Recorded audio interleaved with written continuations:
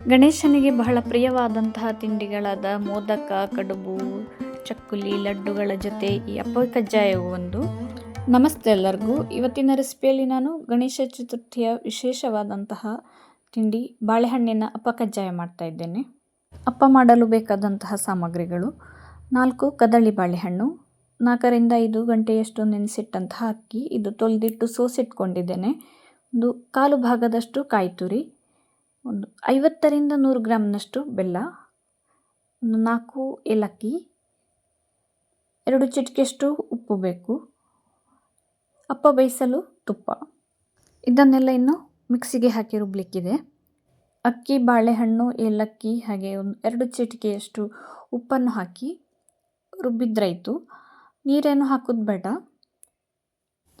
ನಂತರ ಇದಕ್ಕೆ ಬೆಲ್ಲ ಹಾಗೆ ಕಾಯಿಯನ್ನು ಸೇರಿಸ್ಕೊಂಡು ಇನ್ನು ಒಂದು ರೌಂಡು ರುಬ್ಬಿದ್ರಾಯಿತು. ಜಾಸ್ತಿ ರುಬ್ಬೋದು ಬೇಡ, ಅಂದರೆ ಕಾಯಿ ಜಾಸ್ತಿ ನುಣ್ಣಗೆ ಆಗೋದು ಬೇಡ.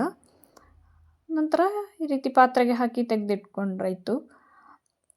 ಬೇಕಾದರೆ ಒಂದು 1/4 ಗ್ಲಾಸಿನಷ್ಟು ನಾನಿಲ್ಲಿ ಇದಕ್ಕೆ ನೀರು ಸೇರಿಸಿದ್ದೇನೆ, ಜಾಸ್ತಿ ನೀರು ಸೇರಿಸೋದೇನು ಬೇಡ.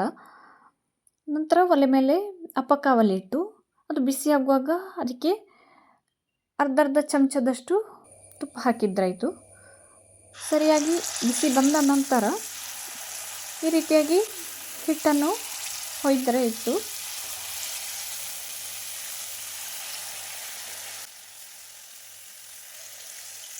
ಹಿಟ್ಟೆಲ್ಲ ಹೊಯ್ದಾದ ನಂತರ 2 ನಿಮಿಷ ಈ ರೀತಿಯಾಗಿ ಮುಚ್ಚಿಟ್ಕೊಳ್ಬೇಕು. ಬೆಂಕಿ ಮಧ್ಯಮ ಉರಿಯಲ್ಲೇ ಇರಲಿ.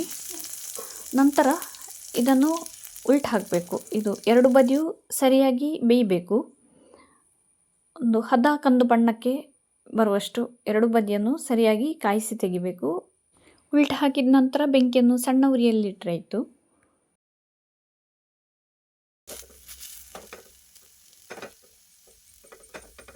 ಎರಡು ಬದಿಯು ಸರಿಯಾಗಿ ಕಂದು ಬಣ್ಣ ಬರುವವರೆಗೆ ಇದನ್ನು ಬೇಯಿಸ್ಕೊಳ್ಬೇಕು. ನಂತರ ಇದನ್ನು ಪಾತ್ರೆಗೆ ತೆಗೆದಿಟ್ಟರಾಯಿತು.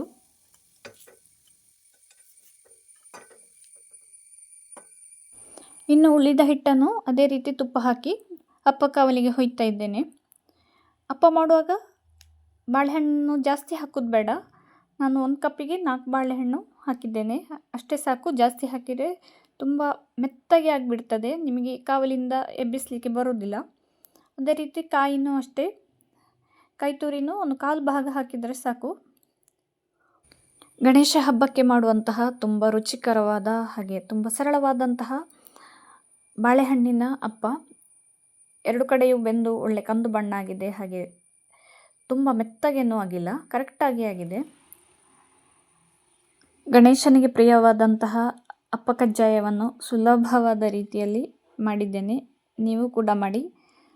ಹಾಗೆ ಎಲ್ಲರಿಗೂ ಗೌರಿ ಗಣೇಶ ಹಬ್ಬದ ಶುಭಾಶಯಗಳು. ಧನ್ಯವಾದಗಳು.